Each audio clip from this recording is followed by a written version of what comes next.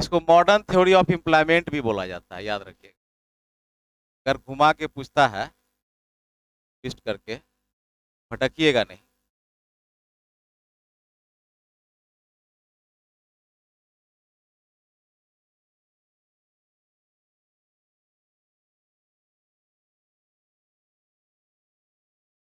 कभी कभी जो है ना, आता है कि इनकम इसमें जोड़ देता है, ठीक ना। कभी कभी जो है आपको इनकम जोड़ देगा, वो पूछ देगा modern theory of income by Keynes. ध्यान रखना, इनकम हम अलग से पढ़ाएंगे, भी एम्प्लॉयमेंट की बात करेंगे, लेकिन चूंकि थ्योरी मिलता जुलता है, अरे इनकम से डायरेक्ट रिलेटेड है एम्प्लॉयमेंट, और एम्प्लॉयमेंट से भी डायरेक्ट रिलेटेड है इनकम, है ना। कि जब इनकम जनरेट होता है, यानी प्रोडक्शन, इनकम का मतलब यहाँ प्रोडक्शन हुआ, नेशनल इनकम की बात हुई। जब इनकम जनरेट होता है तो फिर प्रोडक्शन का क्वांटिटी बढ़ जाता है।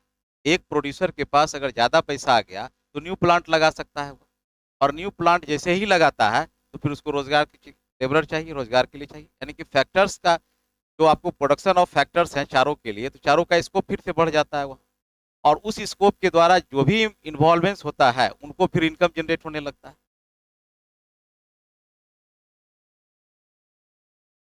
इस तरह से जो है इनकम क्या जनरेट करता है, एम्प्लॉयमेंट को, और इसके लिए, इसके लिए जनरेट करता है वो प्रोड्यूसर के साइड से। और इधर जब जो हमारा जो फैक्टर्स ऑफ है, हमारा जो प्रोडक्शंस है, वह उनके लिए वह इनकम, रोजगार बना देता है। रोजगार, who will provide the employment, employment कौन प्रोवाइड करेगा, प्रोड्यूसर, प्रोडक्शन यूनिट। और who will get the employment, employment कौन लेगा, फैक्टर्स ऑफ पेमेंट्स लेगा। जो फैक्टर्स, जो हमारा जो फैक्टर्स है, जो फैक्टर्स ऑफ प्रोडक्शन है, यानी कि लैंड को रेंट मिल जाएगा, लेबर को वेज मिलेगा, एंटरप्रेन्योर को प्रॉफिट मिल जाएगा। तो इस तरह से वो वाइस बढ़ता चलता है।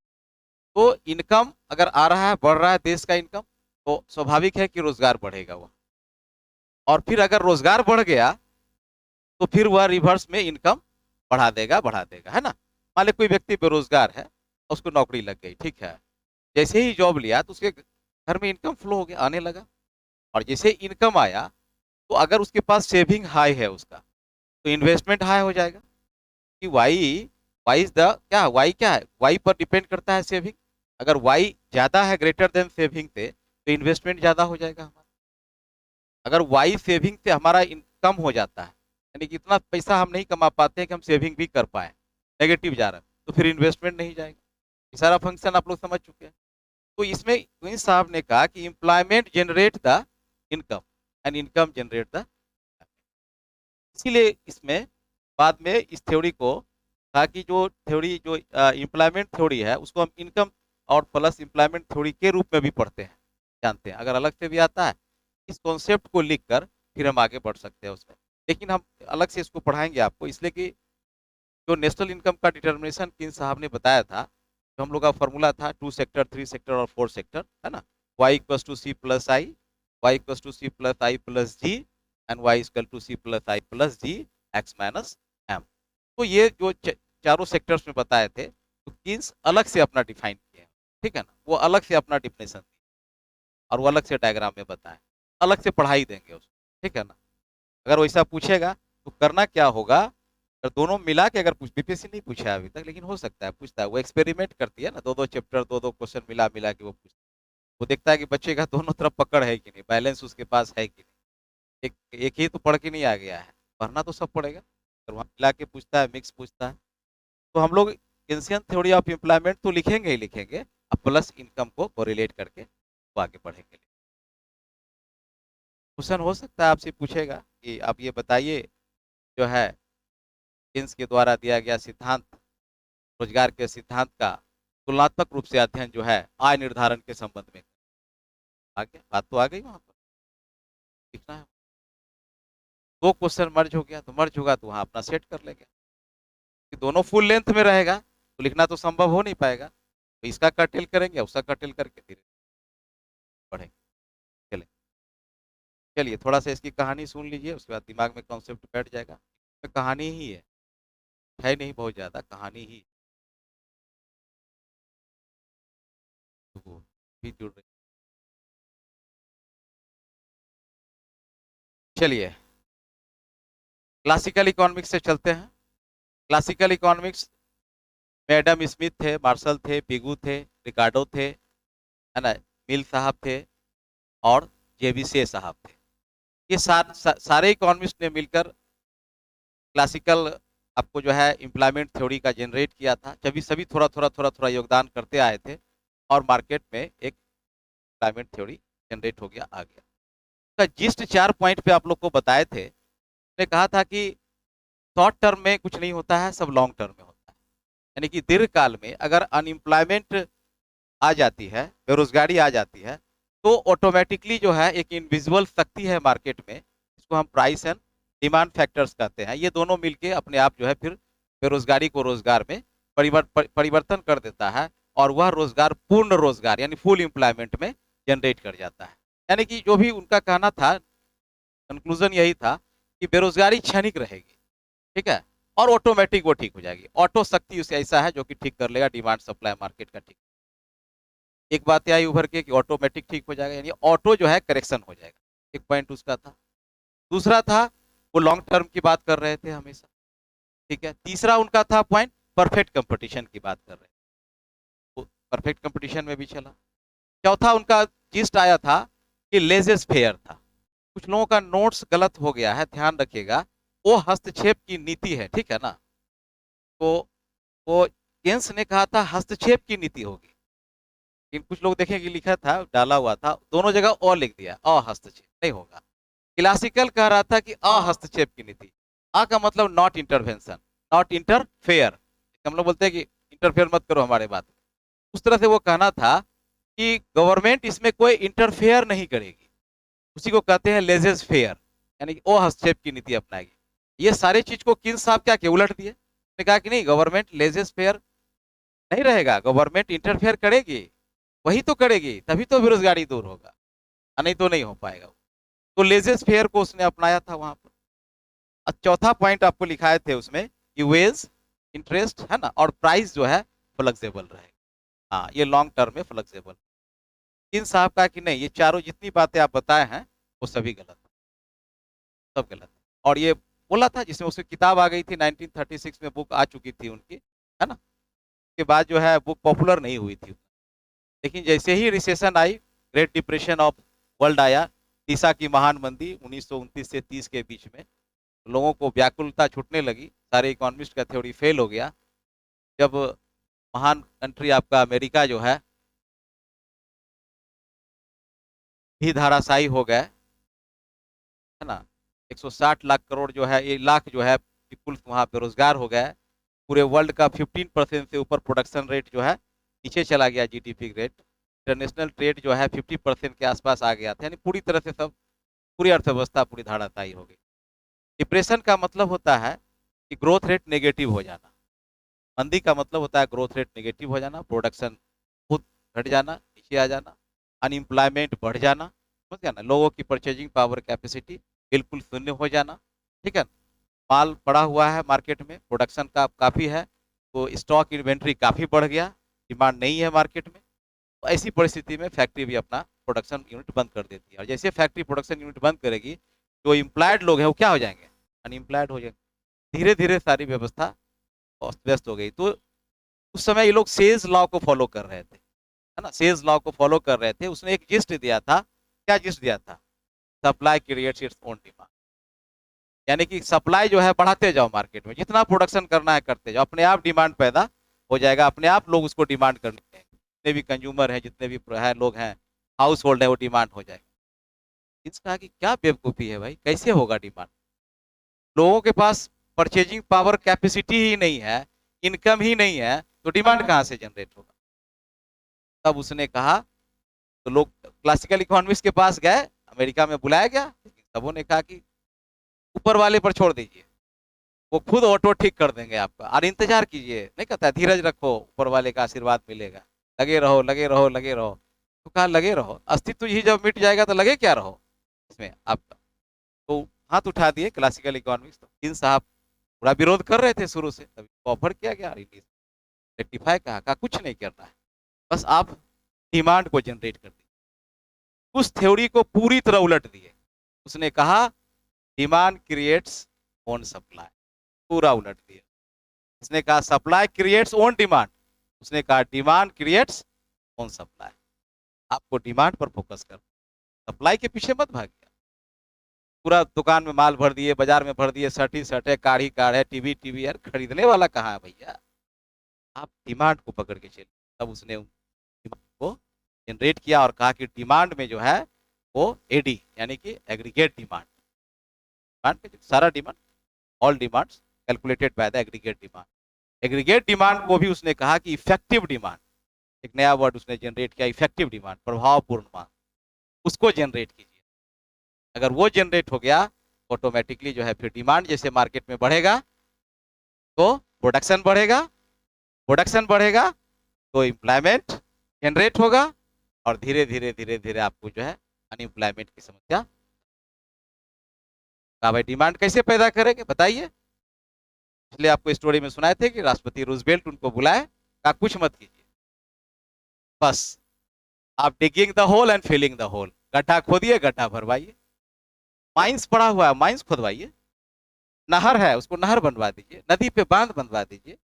मतलब किसी तरीका से आप लेबर फोर्स को इन्वॉल्व कर दीजिए, और उसको जैसे ही लेबर इन्वॉल्व होगा आप उसको वेज देंगे, पैसा देंगे, रिम्यूनरेशन देंगे, वो मार्केट में जाएगा, उसको डिमांड करेगा, एक्सपेंस होगा, उस जिस वस्तु की डिमांड बढ़ेगी उसका प्रोडक्शन बढ़ेगा, फिर वो पुनः रोजगार करेंगे, और इस तरह से सर्कुलेशन वो चलता रहेगा। इकोनॉमी धीरे धीरे धीरे धीरे आपकी अनएम्प्लॉयमेंट की आपकी समस्या क्या होगी, खत्म हो जाएगी। और जैसे अनएम्प्लॉयमेंट खत्म होगा तो लोग एम्प्लॉयड होंगे, और एम्प्लॉयड होंगे तो उसकी पर कैपिटा इनकम बढ़ेगी, परचेजिंग पावर कैपेसिटी बढ़ जाएगी, और अल्टीमेटली आपका जीडीपी ग्रोथ क्या होगा, देश आपका विकास, प्रोडक्शन यूनिटी भी काफी हो जाएगी। इतनी बात वो बताए, कहा कि ठीक है बात तो सही लग रहा है, पैसा देंगे तभी तो लोग डिमांड करेगा ना। तो कहा कि केवल आप सप्लाई पे मत जाइए, सप्लाई अच्छा। उसने कहा कि देखिए लॉन्ग टर्म पे भरोसा मत कीजिए। एक ही शब्द कहा रूजवेल्ट को कि we are dead in the long term, मर जाएंगे, आप भी मरेंगे हम भी मरेंगे, कोई बताने वाला नहीं रहेगा, इंतजार करते रह जाइएगा, पता चलेगा कि भारत का ये पूरे वर्ल्ड का जो है कम से कम जो है लाखों लोग जो है चल जा चुका है। देखिए बेरोजगारी एक बहुत बड़ा दंश होता है, unemployment is the very big crisis problem in the economy scenario. जान रहे हैं ना, बेरोजगार व्यक्ति के पास आप समझ रहे हैं क्या हाल होता होगा उनका। मान लीजिए कोई व्यक्ति बेरोजगार है, बेरोजगार का मतलब क्या हुआ कि you have no capacity to purchase any types of good in the market. आपको परचेज का मतलब होता है कंजम्पशन, सी। परचेज का मतलब होता है एस, परचेज का मतलब होता है आई। यही तो पूरे इकोनॉमी को चला रहा है। उसने कहा कि जब सी ही नहीं है, कंजम्पशन ही नहीं है, लोगों को खाने का पैसा ही नहीं है, सेविंग की बात ही तो दूर है अभी। पहले तो कंजम्पशन फुलफिल करेगा लोग ना, उसके बाद ही तो फिर सेविंग की बात आएगी। जब कंजम्पशन से बचेगा तब सेविंग होगा, और सेविंग जब होगा तब जाके इन्वेस्टमेंट होगा। तो उसने कहा कि आप कंजम्पशन तो लोगों का बेसिक नीड है, वो तो हो ही जाएगा। जैसे ही डिमांड लोग करेंगे कंजम्पशन की गुड फर्स्ट ऑफ ऑल खरीदेंगे, ये रोटी कपड़ा और मकान, ये तीन बेसिक चीज है ना लोगों का, ये तो अपना लोग बेसिक बनाए यार। आफ्टर लोग सेविंग होगा, इन्वेस्टमेंट करेंगे, कम जनरेट करेंगे। उसने कहा कि कंजम्पशन को छोड़ दीजिए, कंजम्पशन को कांस्टेंट मान लीजिए, यानी उसमें बहुत दिमाग आपको नहीं लगाना है। खाने के लिए लोग खा लेता है, खाने के लिए लोग कुछ भी खा लेता है, अपना जीवन यापन करता है। आपको दिमाग लगाना है सेविंग और इन्वेस्टमेंट। सेविंग भी तात्कालिक अल्पकाल के लिए जो है आपका थोड़ा देर के लिए वो आपको जो है बहुत तुरंत रिजल्ट नहीं दे पाएगा, लेकिन इन्वेस्टमेंट को आप फोकस, आई पर फोकस कीजिए। आई ही आपके इकोनॉमी को जो है बूस्ट करेगा, जीडीपी को ग्रोथ करेगा, डिप्रेशन से बाहर कर देगा। इन्वेस्टमेंट पर काफी फोकस। अब प्रश्न उठा पूछा हुआ है तो who will invest, who will invest, कौन इन्वेस्ट करेगा, यू, आप इन्वेस्ट करो। उधर तो सेविंग है ही नहीं है, कंजम्पशन है, कंजम्पशन तो ऑलरेडी रहेगा, आदमी जब तक जीवित रहेगा कंजम्पशन रहेगा उसका। कपड़े की आवश्यकता होगी, भोजन की आवश्यकता होगी, घर की आवश्यकता होगी, दवा की आवश्यकता होगी। अब तो चूंकि बेसिक नीड 5 प्रकार का हो गया, पहले 3 था क्लासिकल इकोनॉमिक्स, अब 5 हो गया, भोजन वस्त्र आवास शिक्षा और चिकित्सा, स्वास्थ्य और चिकित्सा, 5 तरह का तो नीड रहेगा ही। तो इन्वेस्टमेंट पे फोकस कीजिए, और आप कीजिए इन्वेस्टमेंट, आपको करना पड़ेगा। आप पंप कीजिए मनी को, फ्लो कीजिए मार्केट पूरे वर्ल्ड, हाँ इकोनॉमी में पंप कीजिए मनी को, आप वही कीजिए, आप इन्वेस्टमेंट बनाइए और आप बनाइए, पुल बनाइए, पुलिया बनाइए, रोड बनाइए, लोगों के लिए हॉस्पिटल बनाइए, लोगों के लिए जितनी भी फैसिलिटीज पब्लिक यूटिलिटी का सामान है सब बनाइए। आपका देखिए ऑटोमेटिकली आपका इन्वेस्टमेंट आएगा और धीरे धीरे धीरे धीरे लोगों का, आपके इन्वेस्टमेंट से लोगों का वाई बढ़ेगा, और जब आप वाई बढ़ाएंगे उसका तो फिर उसका एस बढ़ेगा, और जब उसका एस बढ़ेगा तो पब्लिक इन्वेस्टमेंट बढ़ेगा। लेकिन पहले आपको गवर्नमेंट इन्वेस्टमेंट जी करना पड़ेगा, जी आपको बढ़ाना पड़ेगा। तो जी का कॉन्सेप्ट आ गया। तो क्लासिकल इकोनॉमिक्स जो कह रहा था कि लेजेस फेयर यानी विदाउट जी, विदाउट गवर्नमेंट इकोनॉमी सर्कुलेट करेगी, यानी सी प्लस एस पर चलेगी, सी प्लस एस पे चलेगी। इसने कहा कि नहीं, सी प्लस एस नहीं, एस इक्वल टू आई पर चलेगी, और आई दो तरह से आ जाएगा, बाय द गवर्नमेंट और बाय द पब्लिक होल्ड या प्राइवेट पर्सन जो भी है हाउस होल्ड के द्वारा। आई पर फोकस किया ताकि आई ही हमको इकोनॉमी को बूस्ट करेगा और हमको इस सारे डिप्रेशन से हमको बाहर ले, और गवर्नमेंट इसीलिए वहां पर उसी समय जन्म हुआ फिजिकल पॉलिसी, फिजिकल पॉलिसी का राजकोषीय, ताकि किसी भी डिप्रेशन से रिसेशन से निकलने के लिए physical policy is the vital instrument to boost the economy, है ना, to prosperity the economy. Physical policy जो राजकोषीय नीति का मतलब होता है कि सरकार वित्तीय मामलों में जो नीति बनाती है that is called the physical policy. राज माने राजा, सरकार, कोष माने उसका खजाना, नीति माने नियम, यानी अपने खजाने के बढ़ाने के लिए जो नियम बनाती है। साधारण शब्दों में बोल रहे हैं, परीक्षा मत लिखिए, के लिए बोल रहे हैं। तो जब सरकार नीति बनाती है दैट इज कॉल्ड द राजकोषीय फिजिकल पॉलिसी, जो पब्लिक फाइनेंस में आपको पढ़ाएंगे, बहुत डिटेल पढ़ाएंगे उसमें। एक चूंकि क्वेश्चन बीपीएससी कई बार पूछी है, राजकोषीय नीति क्या होता है, राजकोषीय नीति का अस्त्र क्या होता है ना, सरकार अपने राजकोषीय नीति से किसी भी देश की अर्थव्यवस्था को कैसे कंट्रोल करती है, ये क्वेश्चन बीपीएससी बार पूछा है, तो पब्लिक फाइनेंस में उसको पढ़ा। उसने कहा कि राजकोषीय नीति बनाइए। तो इधर जो क्लासिकल इकोनॉमिक्स कह रहा था कि इंटरेस्ट, प्राइस, लेबर, नहीं, सब कुछ नहीं, ये सभी जो है इसका कोई ज्यादा प्रभाव नहीं पड़ता है। लोगों के पास सी ही नहीं है, जब सी ही नहीं है लोगों के पास, वाई ही नहीं है, तो C is the function of Y, S is the function of Y, and I is the function of also Y. सारा तो वाई पे डिपेंड करता है भाई। अगर अब वाई ही नहीं है तो फिर एस की बात कहाँ करते हैं, सी की बात आप क्या कर रहे हैं? क्या कोई खा के देश विकास कर सकता है क्या? कंजम्पशन करके कर सकता है क्या? नहीं कर सकता। तो कंजम्पशन भी होगी कैपिटल गुड्स की, कंजम्पशन होगी कैपिटल गुड्स की, कंजम्पशन होगा इसेंशियल गुड्स का, कंजम्पशन होगा इन्वेस्टमेंट गुड्स का, जिसमें इन्वेस्टमेंट आप कर रहे हैं वहां होगा, तब जाके फिर आपका इकोनॉमी ग्रो करेगा, इकोनॉमी में प्रॉस्पेरिटी आएगी। तो उसने कहा कि वाई पे फोकस कीजिए, और फिजिकल पॉलिसी का जन्म हो गया। मॉनेटरी पॉलिसी कहा कि monetary policy is the not the vital, है ना, instrument for improvement of the economy. किसी भी इकोनॉमी को इंप्रूवमेंट करने के लिए मॉनेटरी पॉलिसी बहुत ज्यादा रोल नहीं करती है, रिसेशन से निकालने की शक्ति तो नहीं रखती है, केन्स कहा, इसने साबित भी किया, साबित किया। तो उसने कहा कि मॉनेटरी पॉलिसी पे हम क्लासिकल कह रहे थे, मॉनेटरी पॉलिसी यानी कि ब्याज रेट को घटाइए बढ़ाइए, इन्वेस्टर अपने आप आ जाएगा, ब्याज रेट घटे बढ़ेगा, सेविंग बढ़ने लगेगा, है ना, और उसके बाद जो है वस्तु का मूल्य वगैरह जो है घटता बढ़ता रहेगा, इक्विलिब्रियम आएगा, तो प्राइस भी बदलते रहे, रेट ऑफ इंटरेस्ट बदलते रहे, और लेबर मार्केट में वेज बदलते रहे, तो इससे पूरा मिक्स वे में एक अदृश्य शक्ति है, वो आपको बेरोजगारी दूर कर देगी। क्यों नहीं दूर, आखिर तो आई क्यों? तो उनसे पूछा गया केंद्र साहब से कि आप ये बताइए कि आखिर बेरोजगारी आई कैसे, ये हुआ क्यों, कारण क्या था इसका? मतलब पहले तो सेल्स का मार्केट लॉ आपका फेल कर गया, दूसरा था लोगों में जो है, लोगों में निराशावादी आ गया, निराश हो गया, समझ गए? तो जब लोग निराश हो जाता है, पेसिमिस्ट हो जाता है लोग, तो आप देखिएगा निराश व्यक्ति से कुछ भी काम नहीं करता, हताश और निराश व्यक्ति कभी काम नहीं करता है। अगर आप हार गए, आप हताश हो जाएगा, तो परीक्षा की तैयारी नहीं, यहाँ से आग जला के रखना पड़ता है तैयारी। कोई कहा कि जितने भी व्यापारी वर्ग थे, जितने भी प्रोडक्शन यूनिट था, वो लोग हताश हो गए आपका, है ना, वो लोग निराश हो गए, और यही कारण है कि डिप्रेशन लगातार बढ़ता रहा। बोला इसका क्या क्या इसका इंप्रूवमेंट क्या? बोला आप है, आप उसका इंथ्यूजियम बढ़ाइए, आप उसका उत्साह बढ़ाइए, आप उसको रेट ऑफ इंटरेस्ट में रिबेट दीजिए, सब्सिडी दीजिए, आप उसको बूस्ट कीजिए, देखिए। और ये डिमांड ही एक ऐसा चीज है जो हर हताशा को दूर कर देगा, हर निराशा को दूर कर देगा। जैसे ही डिमांड बढ़ेगा तो उद्योगपति तो दौड़ के आएगा, वो तो अपना प्लांट लगाने के लिए आ जाएगा।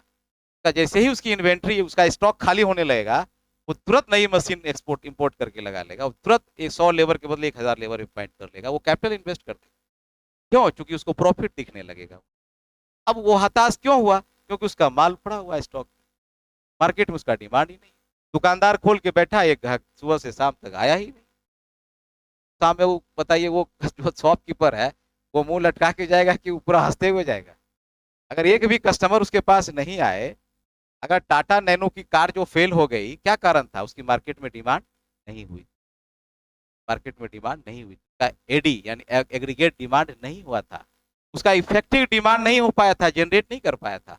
आप गौर से देखेंगे, अभी अभी जितने भी लोग हैं, आप तो चूंकि एड का जमाना आ गया है, टीवी है, इंटरनेट है, आप देखेंगे कोई भी प्रोडक्ट लॉन्च करने के पहले मार्केट का व्यू बनाया जाता है। पहले लोगों की मेंटेलिटी चेंज की जाती है, इतनी एड की जाती है उसकी कि लोग उसके प्रति झुकाव पैदा करते हैं। आप देखे नहीं है उस प्रोडक्ट को, आप जानते नहीं है, लेकिन नाम जरूर सुनते हैं। और किसी अच्छे ब्रांड को खड़ा करके उसको, सचिन तेंदुलकर हो, शाहरुख खान हो, या किसी और को हो, खड़ा करके उसकी एड करा दी जाती है। कारण क्या है? पहले वो साइकोलॉजिकल आपके ब्रेन को ट्विस्ट करता है, चेंज करता है। और जैसे ही मार्केट में लॉन्च होता है, लॉन्च के पहले ही 1 करोड़ उसका बुक हो चुका होता है। देखिएगा, अभी अगर जो आपको एप्पल का जो मोबाइल है, जो आपको आईफोन है, उसकी अगर कोई नया वर्जन लॉन्च होगा तो 1 करोड़ बुक हो जाता है पहले ही, क्योंकि एप्पल दिमाग में बिठा दिया गया है। Apple is the best quality, है ना, under the field of the mobile world, है ना। मोबाइल वर्ल्ड में एप्पल सबसे बेस्ट क्वालिटी माना जाता है। क्यों? आप देखे एप्पल के यूनिट को? नहीं देखे, कोई नहीं देखा। कहाँ बनता है देखे? नहीं, क्या कंपनी देखे, लेकिन दिमाग में आपको बिठा हुआ है कि अरे जब भी हम गजेटेड ऑफिसर डीएसपी बनेंगे तो एप्पल का 70,000 का एक मोबाइल लेंगे हम। देखिएगा, चमकाते हुए लोग जा रहा है, मैं इस तरह चमकाते हुए निकलता है नहीं, आपको दिखाएगा रख के, देखिए, मतलब सामने रख देगा ताकि आप देखिए कि हम एप्पल का आईफोन यूज कर रहे हैं। होता है ना, this is the psychology of any person. ऐसा होता है लोग। कोई आदमी देखिएगा बहुत मोटा, अगर चेन पहनेगा तो बाहर से पहनेगा, अरे भाई बेवकूफ कहीं का, बाहर पहनने का है वो। लेकिन चूंकि मोटा है चेन, वो बाहर पहनेगा ताकि लोग देखे और प्रतिक्रिया दे। साइकोलॉजिकल इफेक्ट जो है, वही कहे केन साहब कि लोगों का साइकोलॉजिकल इतना डिप्रेस कर गया था प्रोड्यूसर का, कि वो कुछ भी पैसा लगाना नहीं चाह रहे, इन्वेस्ट नहीं करना चाह रहे थे।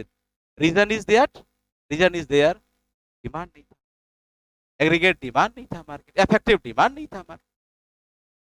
कुछ मत कीजिए रुजवेल साहब, केवल डिमांड पैदा कीजिए मार्केट में, देखिए ना चमत्कार उसके बाद हुआ, हुआ।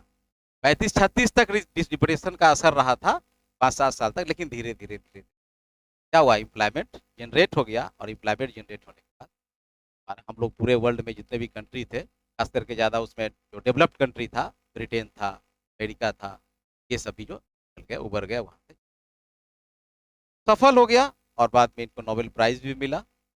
और आज तक हम लोग उसके मैक्रो इकोनॉमिक्स को पढ़ रहे हैं, जनरेट किया उसने।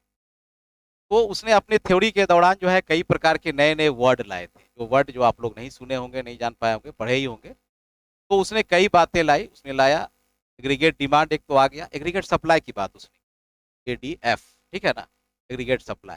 एग्रीगेट सप्लाई का वही मतलब हुआ total supply, total supply of the market, that is called the aggregate supply, AD का एडीएफ कहलाएगा, एएसएफ, एग्रीगेट सप्लाई फंक्शन।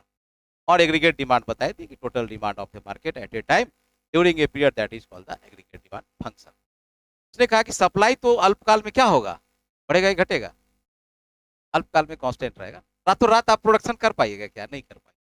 तो कहा कि हम सब बात अल्पकाल में करेंगे, शॉर्ट टर्म में करेंगे, शॉर्ट टर्म में जो इफेक्ट करेगा उस पर हम बात करेंगे।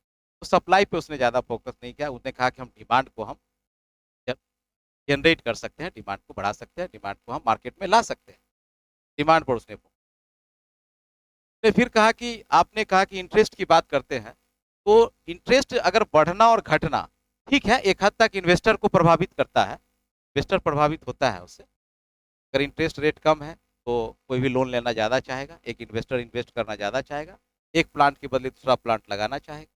और रेट ऑफ इंटरेस्ट हाई होगा तो सेविंग बढ़ा देगा, लोग अपने सेविंग को बढ़ाएगा, सेविंग बढ़ाकर वो सेविंग बैंक में इन्वेस्ट करेगा जाके।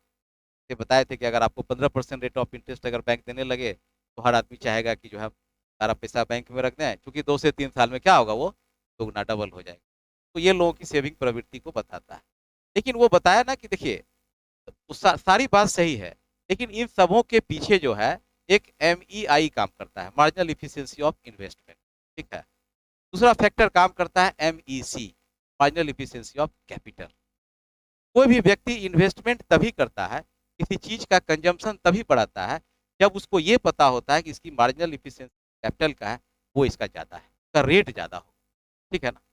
ये क्या बुलाइए भाई, ये क्या है? देखिए, किसी चीज का, हर चीज की एक इफिशियंसी होती है, ठीक है। पहले जैसे आप कार खरीदते हैं, तो कार अगर आपको कोई कार ना दे, नैनो क्यों नहीं चला था? नैनो का कारण था उसका चलने का नहीं का, सबसे पहले मार्केट में ही डेल्यूजन फैला दिया गया था कि ये कार ज्यादा दिन चलने वाली हो गया। मान एक वर्ड जो है पूरे मार्केट को खा के रख, लोग बुकिंग कर रहे थे, लाखों बुकिंग जा रही थी, लेकिन लोगों के मन में क्या था, एक डर था, ये कार ज्यादा दिन चलने वाली। अब यही दिक्कत हो गई उसको, सब लोगों के मन में बुकिंग तो कर रहा था, लेकिन कह रहा था ये कार ज्यादा दिन चलने वाली नहीं है। लोग क्या हो गए, डिप्रेस। अब जो लिया वो भी कहा कि ना ना ठीक नहीं है, बहुत दूरी जाते हैं तो गर्म हो जाता है, बंद हो जाता है, ये जबकि इतनी सस्ती कार थी। मारुति 800 जो है, अल्टो 800 जो लाया गया था, अल्टो 800 वो काफी बूम किया था, चला था। उसी के तर्ज पर टाटा जो है ना, टाटा ने लाया था, तो चलने नहीं दिया। सारे कार लॉबी वाले क्या कि साइकोलॉजिकल एक फिनोमेना मार्केट में फैला दिए कि ज्यादा दिन चलने वाली। अब जो लोग 1.5-2 लाख रुपए, 2 लाख में कार हो जाए, तो देखिए कॉन्सेप्ट क्या हुआ। टाटा का कॉन्सेप्ट था कि एक गरीब आदमी के दरवाजे पर हम कार देखना चाहते, वो कॉन्सेप्ट लाया था। लेकिन कार माफिया क्या कहा, ज्यादा दिन चलने वाली नहीं है और ये गरीबों की कार है। अब देखिए, दो कॉन्सेप्ट दिमाग में साइकोलॉजिकल काम कर गया, तो मनोवैज्ञानिक प्रभाव बहुत पड़ता है, साइकोलॉजिकल इफेक्ट बहुत पड़ता है लोगों पर। साइकोलॉजिकल इफेक्ट क्या पड़ा, ये गरीबों की कार है, चलने वाली नहीं है, दोनों को जोड़ दिया, दोनों सेंटेंस को जोड़ दिया। ये गरीबों की कार है, ज्यादा दिन चलने वाली नहीं, ज्यादा दिन चलने वाली नहीं है चूंकि ये गरीबों की कार है। लॉजिक देखिए। अब यही दोनों बात फिनोमेना मार्केट में चला, तो जो आप जैसे गरीब जुटा तो अमीर का गई, तो गरीब का गाड़ी कौन खरीद, अमीर पर कार कौन यूज करता है, अमीर पर। गरीब तो करता नहीं, गरीब तो जोड़ जाड़ के लोन लेके ले लेगा, भाई वो कार रहेगा घर में, चलो दरवाजे पर, कम से कम बेटा उटा का बरतुहार आएगा तो थोड़ा सा दहेज वहेज मिलेगा, ज्यादा रहेगा कार लगा। नहीं, यही फेनामिना रहता है, या कुछ और रहेगा, चलो भाई नहीं है तो कार है। अब हुआ क्या, यही सिचुएशन रही। अमीर लोग अलग हट गए, डिमांड उसका मार्केट में, एग्रीगेट डिमांड क्या हुआ, टाटा था अथापक, गरीब बेचारे आए नहीं आगे, क्योंकि उसके पास परचेजिंग पावर था नहीं। लोन उसमें बैंक रेट हाई था, कार पे ले रहा था 10.5% बैंक, 12% लोन ले रहे, रेट ऑफ इंटरेस्ट था। गरीब जा रहा था कि इसकी कोलेट्रल दिखाओ, पैसा तो देंगे, कार देंगे, लेकिन तुम दोगे कि नहीं पैसा, ये किसकी क्या गारंटी, कोलेट्रल दिखाओ। का कोलेट्रल कुछ नहीं है, घर है, घर की लगनी, और दिखाओ सोना वोना है तो दिखाओ कि सोना। तो गरीब भी बेचारे डिवाइड हो गए, अमीर तो इग्नोरे कर दिए। कहानी फॉलो कर, कहने का अर्थ ये एग्जाम्पल इसलिए दिया, यहाँ लिखना नहीं है, एग्जाम्पल इसलिए दिया जा रहा है कि साइकोलॉजिकल इफेक्ट जो है डिप्रेशन को लाता है, बढ़ाता है। उसने कहा कि अभी जो वर्ल्ड में डिप्रेशन आया ड्यू टू साइकोलॉजिकल इफेक्ट, और कुछ नहीं है। केवल साइकोलॉजी बूम कर दीजिए ना, इन्वेस्टर का, प्रोड्यूसर का, देखिए ना अपने आप प्रोडक्शन बढ़ा देगा। और पब्लिक के हाथ में पैसा दीजिए ना, आप देखिए ना कूदने लगेगा वो। जिस दिन पैसा दीजिएगा, पैसा दे दीजिए, तो आप देखिए उसका अपने आप डिमांड बढ़ जाएगा, डिमांड बढ़ेगा, प्रोड्यूसर को मन में उत्साह आएगा, अरे 2 कार का मांग आ गया, 3 कार का मांग, एडवांस में मांग आ रहा है। एडवांस में 1 लाख कार अगर बुक हो जाए किसी कंपनी का, तो धड़ाधड़ रातों रात जो है वो प्लांट, नया नया 10 प्लांट लगा देगा, हरियाणा, गुड़गांव, बंगाल, बिहार, पटना, सब सब जगह प्लांटेड लगा देगा। इतना इतना डिमांड बिहार से आ रहा है, नहीं आ रहा है, तो due to demand generate the क्या, सप्लाई, है ना। डिमांड ही जो है सप्लाई जनरेट कर देगा, है ना, क्रिएट्स कर देगा, और अल्टीमेटली जो है हमारा एम्प्लॉयमेंट जनरेट होगा, एम्प्लॉयमेंट जनरेट होगा तो फिर हमारा जीडीपी। क्लियर हुआ, सारे थ्योरी को उलट दिए, पूरा पूरा क्लासिकल को उलट के वो अपना थ्योरी बनाने के बाद, तो 3-4 टर्म आप लोग को याद रखना है, एग्रीगेट डिमांड, एग्रीगेट सप्लाई, ठीक है, marginal efficiency of capital MEC, MEI, marginal efficiency of investment, ठीक है। देखिए मार्जिनल इफिशियंसी ऑफ इन्वेस्टमेंट क्या होता है, क्योंकि ये इन्वेस्टमेंट फंक्शन का एक पार्ट है, पढ़ाएंगे उसमें आपको पूछा MEI और MEC में अंतर BPSC पिछला बार 66 में पूछ दिया है। What is MEC. और एमपीएस भी पूछा, मार्जिनल प्रोपेंसिटी टू सेव और मार्जिनल प्रोपेंसिटी टू कंज्यूम, ये भी पूछा। ये सब टर्म है, इन साहब दिए हैं, आपको जानना होगा। उसने कहा कि मार्जिनल इफिशियंसी ऑफ इन्वेस्टमेंट भी होती है। क्या होती है? यानी एक उत्पादक, एक प्रोड्यूसर इन्वेस्ट तभी करना चाहेगा जब उसको लगेगा कि इन्वेस्टमेंट जो हम कर रहे हैं जिस रेट से, उससे रेट ज्यादा इन्वेस्टमेंट में रिटर्निंग हमको, अगर रिटर्निंग का उसको आश्वस्त हो गया, अगर ये पता चल जाए कि इस मशीन को हम लगा रहे हैं, ये मशीन 20 साल तक प्रोडक्शन देगी और लगातार देगी, तो देखिए 20 वर्ष प्रोडक्शन लगातार, और उसमें मान लेते हैं 1 करोड़ रुपए लगा रहा है, तो 20 साल से लगातार गुना कर दी, मार्जिनल इफिशियंसी ऑफ कैपिटल निकल जाएगा उसका, 20 वर्ष के बराबर निकलेगा। यानी उनको लग रहा है, एक इन्वेस्टर को, ये मशीन अगर हम लगाते हैं तो 20 साल तक लगातार देगी प्रोडक्शन, यानी कि जितना हम कैपिटल लगा रहे हैं उससे 20 गुना ज्यादा रिटर्न हमको देगा। That is called the marginal efficiency of capital. Nano car क्यों नहीं चला? क्योंकि मार्जिनल इफिशियंसी ऑफ कैपिटल उसका क्या था? जीरो हो गया। लोगों के मन में बैठ गया कि ना चलेगा, चलवे नहीं करे, लोग डिमांड नहीं किया, एग्रीगेट डिमांड नहीं हुआ, डिमांड नहीं हुआ, कहानी खत्म। तो वही कहा कि अगर ये लोगों को, एक इन्वेस्टर को पता हो जो कैपिटल में हम इन्वेस्ट कर रहे हैं वह कैपिटल मैक्सिमम रिटर्न हमको देगा, तो हम वहां पर इन्वेस्ट करें। जैसे आज लोग शेयर मार्केट को क्यों जाते हैं? क्योंकि मार्जिनल इफिशियंसी ऑफ इन्वेस्टमेंट क्या है, कैपिटल क्या है, ज्यादा है। बैंक में पैसा नहीं रखेगा, बैंक इंटरेस्ट देती है 7.5%, 6%, लेकिन शेयर मार्केट 15% एनुअल रिटर्न देता है। दैट इज अ गेम, वो तो गेम है, जुआ है एक तरह से। वो लिखता है कि, लिखता है, लिखता है subject to the risk, market risk. Mutual fund लीजिए या शेयर मार्केट में इन्वेस्ट कीजिए तो वहां subject to the market risk लिखा रहता है, यानी अर्थात आप रातों रात खाकपति भी हो जाइएगा और करोड़ भी हो जाइएगा, तो रिस्क है ना। तो रिस्क गेन करने के लिए लोगों को, लेकिन फिर भी लोग देखता है कि 15% का रिटर्न वो देता है, तो हमें 15 रुपए दे रहा है, अर्थात उसको लगता है कि हमारा 5 साल में तो हमारा पैसा ऐसे ही तो 4 साल में हो जाए। लोग लगाता है, सारे लोग उद्योगपति लगाते हैं। तो वहां क्या है, मार्जिनल इफिशियंसी ऑफ इन्वेस्टमेंट जो है वो हाई। तो एक प्रोड्यूसर को जब ये पता आभास हो जाता है, उसको लग जाता है कि मार्जिनल इफिशियंसी ऑफ कैपिटल और मार्जिनल इफिशियंसी ऑफ जो है हमारा इन्वेस्टमेंट, अगर रिटर्न हमारा ज्यादा देगा तो हर हुए, यही तो आपको करना है। वही उसने फिर, तो एमईसी और एमईआई को बढ़ाया गया और इन्वेस्टमेंट धीरे धीरे बढ़ने लगा, लोग आए, एम्प्लॉयमेंट जनरेट हुआ, इनकम बढ़ा, और धीरे धीरे C+I+F जी भी आ गया बीच में, राजकोषीय नीति बनाए, अपना बजट लाए वो, बजट लाने के बाद टैक्सेशन पॉलिसी लाए वो, और इस तरह से सब्सिडी लाए वो, धीरे धीरे। क्लियर है? ये चार्ट 5 है। अच्छा हाँ, चीज और बताए, एक और वहां पर नहीं बता पाया आप लोग को। सेज लॉ क्या कहता था कि बेरोजगारी कैसे दूर करेंगे? बताओ कोई एक आदमी, मूल बात नहीं बता रहे, जल्दी बोलो। वेज रेट, कौन बोला? हाँ, वेज रेट कट करेंगे, वो बोला था ना, वो बोला था कि मजदूरी कम कर दीजिए, एम्प्लॉयमेंट जनरेट हो जाएगा, अनएम्प्लॉयमेंट खत्म हो जाएगा। गाय तो बेवकूफ है। हाँ हाँ ठीक। तो उसने क्या कहा कि भाई वेज रेट कट कीजिए, अपने आप हो जाएगा। यानी कि किसी मजदूर को 100 रुपए दे रहे हैं तो 50 रुपए दीजिए, जो 50 रुपए बचा उसे दूसरा मजदूर को और ले लीजिए। इस तरह से आपका क्या होगा सर? तो कहा तो कोई बात नहीं हुआ, इस गिलास का पानी इसमें डाल दिया, कह किलो पानी तुम्हारे लिए आ गया, वैसे कोई बात थोड़ी था। किसी व्यक्ति को 1 गिलास पानी पीना, आधा उसको आधा उसको दे दिए, तो हुआ नहीं ना, तो कंजम्पशन भी नहीं हुआ, सेविंग भी नहीं, इन्वेस्टमेंट भी नहीं हुआ। तो फिर Y+C+I या C+S कहाँ काम कर रहा है? जैसे ही किसी व्यक्ति का वेज कट होगा, उसका क्या क्या प्रभाव पड़ेगा? कंजम्पशन कम जाएगा, सेविंग कम जाएगा, इन्वेस्टमेंट कम जाएगा, फिर उसके बाद वाई कम जाएगा उधर। तो फिर कहाँ आप लेके जा रहे हैं, कहाँ जा रहे हैं, देश कैसे बढ़ेगा? और बेरोजगारी बढ़ जाएगी, स्थिति और खराब हो जाएगा। नहीं नहीं नहीं, उसको छोड़िए, त्यागी, वो सब नहीं होता है। तब उसने कहा कि नहीं, आपको जनरेट करना पड़ेगा, आपको हर हाल में जी बढ़ाना पड़ेगा। आप जी लाइए, फिजिकल पॉलिसी लाइए, और डिमांड बढ़ा दीजिए, मार्केट एग्रीगेट डिमांड बढ़ा दीजिए, इफेक्टिव डिमांड बढ़ा दीजिए, आपको हर हाल में। बात है उसमें एक और पता है, तो वो फुल एम्प्लॉयमेंट की बात कर रहे हैं।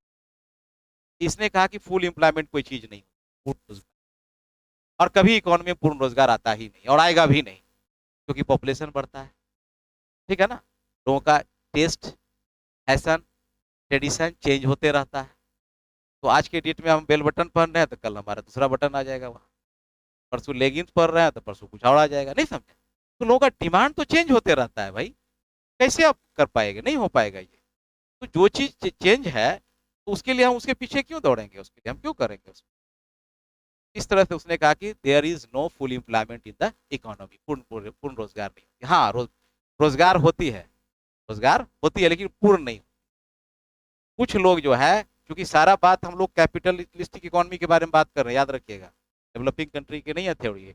मैं चूंकि किसी देश में ही इस तरह की बात चल रही है। उसने कहा कि विकसित देशों में, यानी कि कैपिटलिस्टिक जो पूंजीवादी राष्ट्र है, पूंजीवादी इकोनॉमी है, वहां पर बेरोजगारी होती है, लेकिन क्या होती है? वॉलेंट्री होती है। काम मिलता है लोगों को लेकिन काम करना, ये कहा था क्लासिकल, क्लासिकल कहा था। इसने कहा कि नहीं, इनवॉलंटरी बेरोजगारी होती है। ये कब होगी? जब जब क्या होगा? एग्रीगेट डिमांड कम हो जाएगा। किससे? सप्लाई से। जब aggregate demand less than aggregate supply होगा, तब क्या होगी? इनवॉलेंट्री बेरोजगारी, अनैच्छिक बेरोजगारी, यानी कि लोग काम चाहेगा लेकिन काम नहीं मिलेगा। ये बात, अगर जहां एग्रीगेट डिमांड और एग्रीगेट सप्लाई टेंजेंट कर जाता है, इंटरसेक्ट कर जाता है, वहां पर आपका एम्प्लॉयमेंट का जनरेशन, यानी दोनों अगर बराबर रहा तो एम्प्लॉयमेंट आपका जनरेट करते रहेगा। वाई आपका इंक्रीजमेंट रहेगा, एस भी इंक्रीजमेंट रहेगा, देयर आफ्टर आई भी इंक्रीज। लेकिन आप एक एग्रीगेट डिमांड को जो है एक सीमा तक ही बढ़ा सकते हैं, क्योंकि डायग्राम उसने बताया था, डायग्राम छोटा सा समझ लीजिए। अब क्या बोलेंगे तो डायग्राम से नहीं, इसे क्लियर नहीं हो पाएगा आपका। देखिए इसमें कुछ है नहीं, इसलिए केवल भाषण ही है। सुन के दिमाग में बिठा लीजिए, वहां लिख दीजिएगा। सारी बात लिखने के लिए ही बोले हैं। बीच बीच में जो कहानी दिए है ना, कहानी को तो जो है भूल जाइए। ये हमारा एग्रीगेट सप्लाई फंक्शन एएसएफ, ठीक है, एग्रीगेट सप्लाई।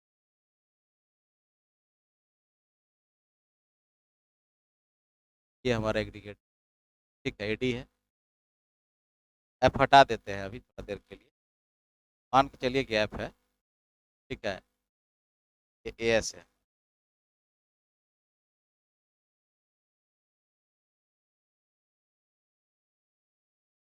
ये हमारा एन रोजगार है।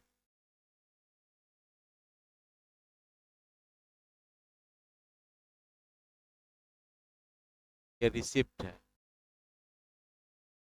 कितनी आमदनी प्राप्त हो, है ना।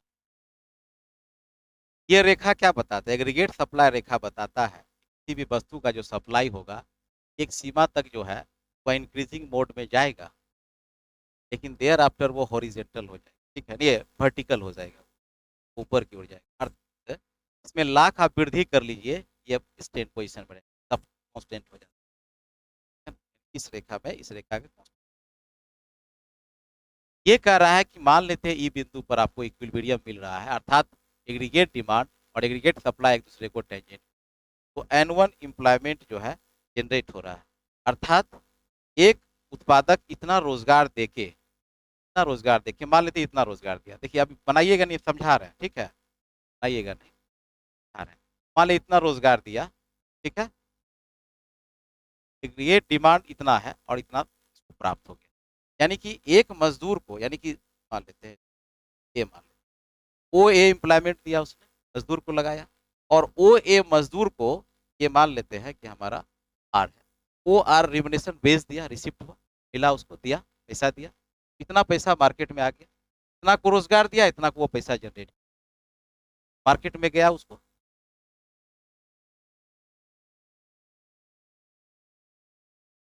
ठीक है ना। तो ये जो रिसीट जो है, अगर ये वेज दिया मार्केट में, वह बेस पुनः लौट के प्रोडक्शन के पास आएगा, प्रोडक्शन यूनिट के पास आएगा, चूंकि वो कंजम्पशन के लिए वस्तु को परचेज करेगा। तो जितना वो रिसीट बनाया उतना रिसीट उसके पास आ जा रहा है, जनरेट हो रहा है, फिर रोजगार बढ़ा रहा है। मान लेते हैं बी रोजगार बढ़ाया, फिर देखिए एग्रीगेट डिमांड यहाँ इसको टच कर, ये मान लेते हैं R1 हो, फिर इंक्रीजमेंट हुआ, तो रोजगार बढ़ा, रिसीट बढ़ा, मनी जनरेट हुआ, बढ़ रहा है। तो डिमांड जो हमारा ऑलरेडी बढ़ते जा रहा है, और सप्लाई का देखिएगा रेखा इस तरह से जा रहा है, अर्थात ये क्या कर रहा है? डिमांड और सप्लाई के बीच गैप बनाते जा रहा है, और ये गैप क्या हो रहा है, अल्टीमेटली बढ़ते जा रहा है, बढ़ रहा है। और एक बिंदु ऐसा आ रहा है जहां पर ये क्या हो रहा है, मैक्सिमम हो रहा है। फिर देखिए आप गौर से, फिर रोजगार बढ़ाया, फिर डिमांड बढ़ा, फिर रिसीट बढ़ा, फिर रोजगार बढ़ाया, फिर डिमांड बढ़ा, फिर रिसीट बढ़ा। अब देखिए पिक्चर क्या बता रहा है, घट रहा है। अब कहते हैं कि साहब कि रोजगार आप खूब बढ़ाइए, खूब लोगों को रोजगार दे दीजिए, लेकिन एग्रीगेट डिमांड जो है एक सीमा तक ही आप बढ़ा पाएंगे, मार्केट में जनरेट कर पाएंगे, ठीक है ना। क्योंकि उसके बाद जो सप्लाई अपना फंक्शन क्या करेगी, नॉन एक्टिव हो जाएगी, खड़ा के मुंह तकेगी, वो नॉन एक्टिव हो जाएगी, अर्थात वो वर्टिकल, ठीक है ना। इस तरह से आप एग्रीगेट डिमांड को बढ़ाएंगे, बहुत रोजगार देंगे। तो और रिसीट का देखिए रेशियो क्या हो रहा है, देखिए यहाँ ज्यादा रिसीट, यहाँ कम रिसीट, यहाँ कम, ठीक है ना।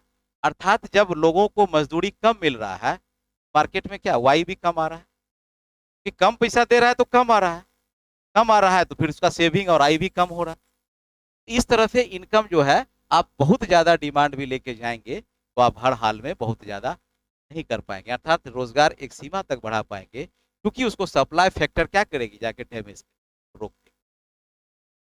तो ये बता रहा है कि जो रिसीट आप जनरेट कर रहे हैं उसका भी रेशियो प्रोपोर्शनली जैसे जैसे ऊपर जाएंगे घट जाएगा, भले लोगों को रोजगार मिल जाएगा, अर्थात एक सीमा के बाद बेरोजगारी की स्थिति, आप लाख डिमांड जनरेट कर दीजिएगा, करेंगे। इसलिए उसने कहा कि नहीं, ये वॉलेंट्री एम्प्लॉयमेंट नहीं है जो आप कह रहे थे क्लासिकल, ये इनवॉलेंट्री एम्प्लॉयमेंट, यानी कंपलसरी एम्प्लॉयमेंट आ जाएगी। अब वो कंपलसरी एम्प्लॉयमेंट कहाँ से आएगी, यहाँ से आएगी। आप देखिए जैसे एक और नया डिमांड है जनरेट, ठीक है। आप देखेंगे कि ये रेखा मान लेते हैं, ये एडी था, ये एडी 1 हम कर लेते हैं।